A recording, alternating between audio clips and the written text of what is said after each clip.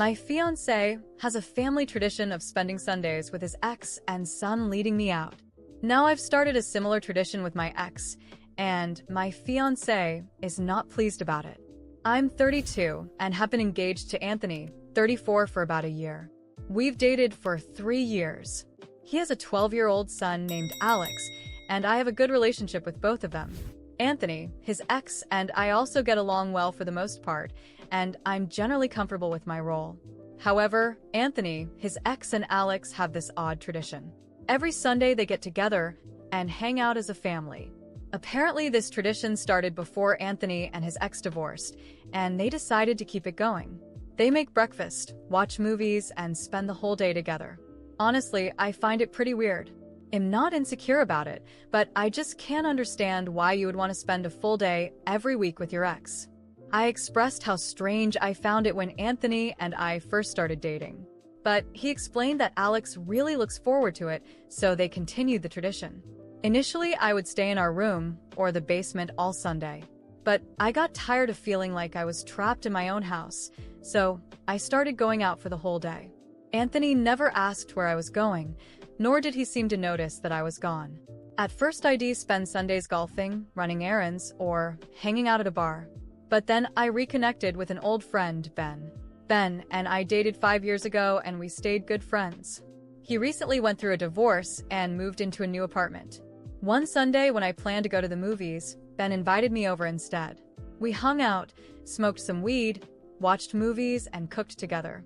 It was a nice, relaxing time. Ever since then, it's become my Sunday tradition. Every Sunday, I head over to Ben's, and we spend the day together. I didn't feel the need to tell Anthony where I was going, especially since he never asked or seemed to care. But yesterday, Ben stopped by our house to drop off my phone charger because I left it at his place. Anthony asked why Ben had my charger, and that's when he found out where I'd been spending my Sundays. He asked why I was at Ben's, and I explained that it was my Sunday hangout spot. Anthony was furious, saying it was rude of me not to tell him I was hanging out with an ex.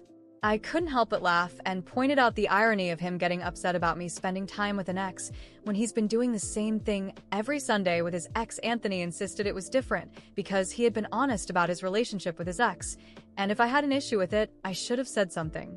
I reminded him that I did bring it up before, but he said it was important for his son, Alex. I wasn't about to interfere with the highlight of his son's week just to make myself feel better. So I started spending Sundays elsewhere. Now, Anthony doesn't want me going over to Ben's anymore and told me to find another way to spend my Sundays. I told him that if we're going to play by those rules, then I don't want his ex coming over on Sundays either. Am I the a-hole now? After our argument, I thought Anthony would reflect on his hypocrisy, but he remained stubborn, insisting that I should stop seeing Ben and respect the boundaries of our relationship. That was the moment I decided I wouldn't put up with it any longer. If he could maintain a tradition with his ex, I had every right to have my own traditions, with whomever I wanted. The following Sunday, as usual, Anthony and his ex were in the living room having breakfast with Alex while I got ready to leave.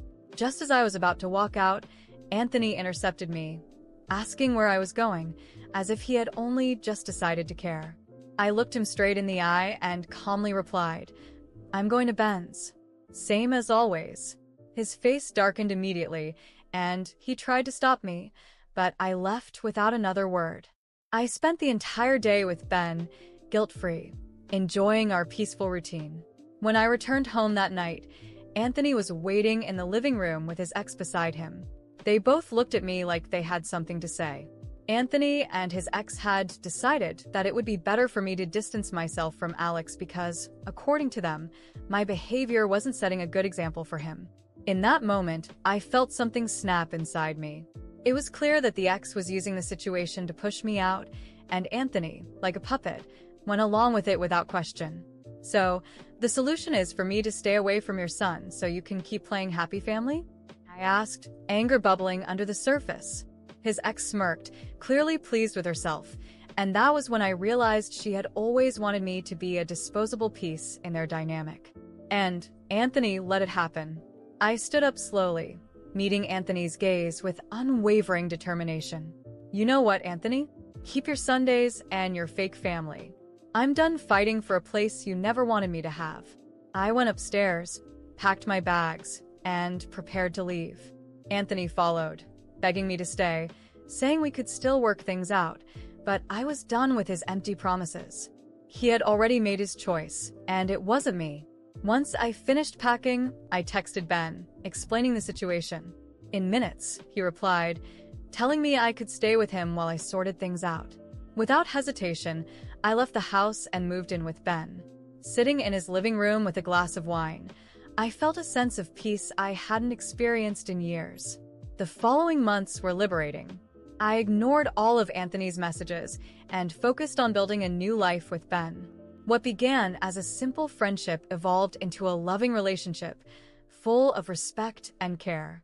For the first time in a long while, I felt truly appreciated. One day, I received a desperate message from Anthony.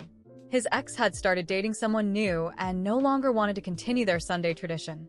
Now, Anthony was lost, unsure of how to handle it. The irony of the situation was almost comical. He had prioritized that illusion of family, only to end up abandoned in the end. I replied with a simple, "You were right," and blocked his number. Over time, Ben and I built something real.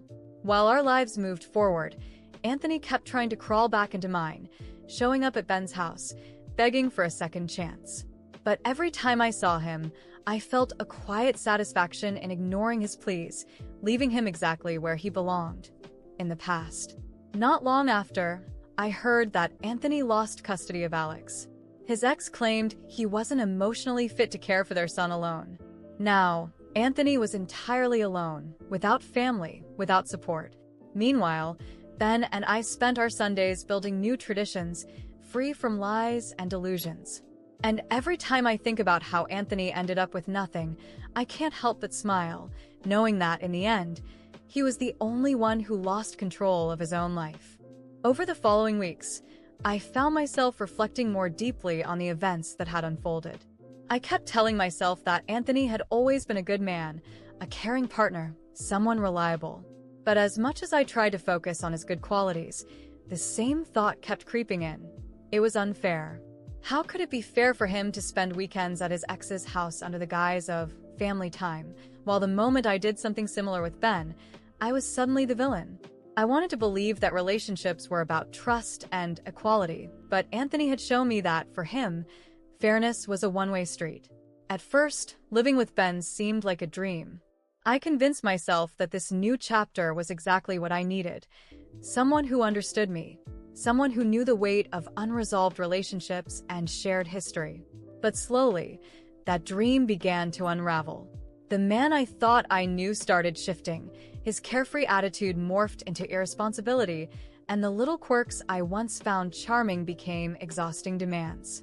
It started subtly, with him asking me to chip in for groceries. Then it became splitting bills, and before I knew it, he was asking for loans. I tried to be understanding. After all, he had just gone through a divorce, and I knew how hard that could be. But every loan I gave him felt less like support and more like an obligation, and the worst part?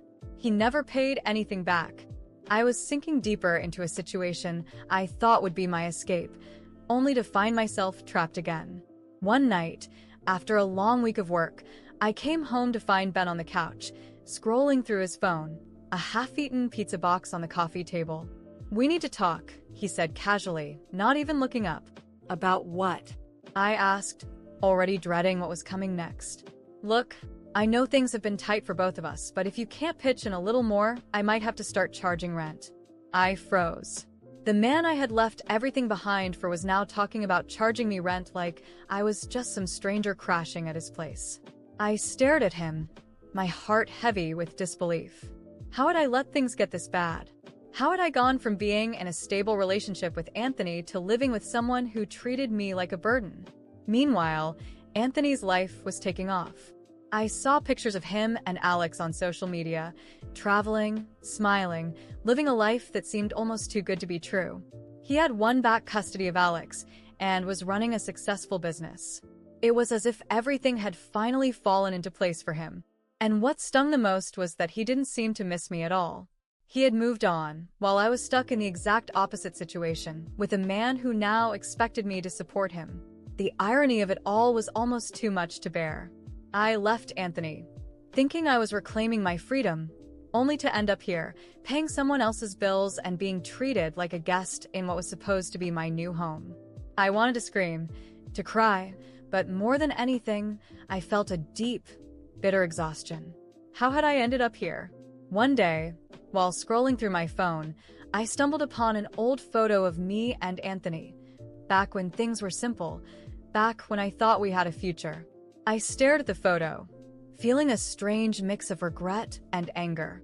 I had left because I wanted fairness, but life had given me anything but that. I packed my bags that same evening. Ben tried to stop me, throwing out empty promises of change and guilt-tripping me about how much he needed me. But I had no energy left to fight. I simply told him, "I'm done. You can find someone else to pay your rent." As I walked out the door with my suitcase in hand, I felt lighter, but not happier. I was alone again, and this time, I knew better than to hope that anyone would be waiting for me. The truth had settled deep in my bones. Men didn't change. Whether it was Anthony, who thrived without me, or Ben, who only saw me as a wallet with legs, they always found a way to prioritize themselves. And I was done being anyone's afterthought. Standing outside, I looked up at the sky, taking a deep breath. Maybe it was true. Maybe men really weren't worth it. But this time, I wasn't going to wait around for another one to prove it. From now on, I'd focus on myself. No more chasing fairness. No more waiting for someone else to do the right thing. It was time for me to be my own priority. And for the first time in a long while, that thought brought me peace. After finding myself alone again, I couldn't stop thinking about how all of this was Anthony's fault. From the very beginning, he was the root of every problem. He made me believe I was in a fair and safe relationship, all the while hiding the reality behind his facade of being a devoted father. The truth was, he never wanted to share his life with me entirely. He already had his life, his ex, his son, and their precious family Sundays. I was never a priority, just someone convenient to fill the empty spaces in between. Every day, my anger grew. I had given up everything for him, tried to understand his dynamic with his ex, and accepted things that should never have been acceptable. And what did I get in return? I was cast aside, emotionally betrayed by someone who pretended to be a good husband while secretly keeping a second life with his ex. And the worst part? Now he was in a serious relationship with another woman. One who, apparently, fit perfectly into the narrative he wanted, the kind of woman he wanted by his side to complete the picture of success he was building. I found out about it by accident. A photo of him popped up on my social media feed, shared by a mutual friend. There he was, smiling alongside a radiant woman, holding hands with Alex, like they were the perfect family. The caption? "Finally found my peace." Peace? Is that what he called peace? While I was struggling to rebuild myself from the chaos he left behind, he had moved on as if I had never existed. And that's when the injustice of it all became unbearable. Women like me, who fight to be independent, strong, and empowered, always end up paying the highest price.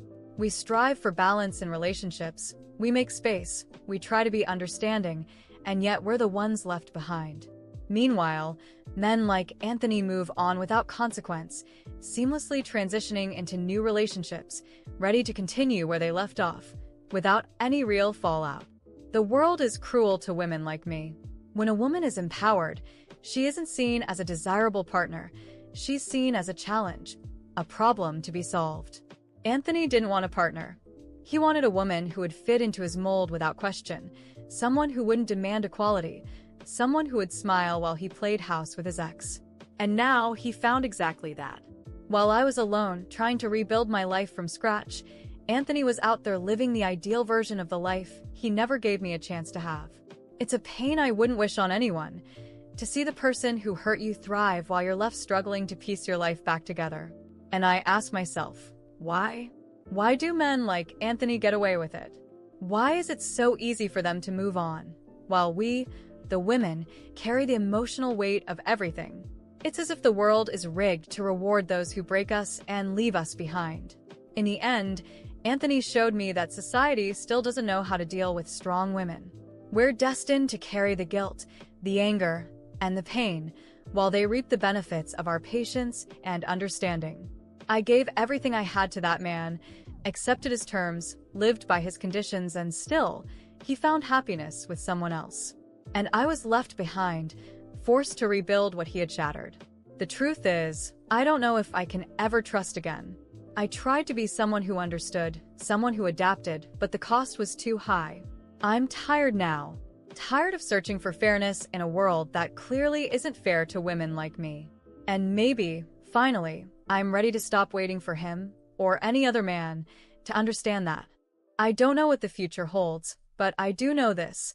I will never shrink myself for anyone again.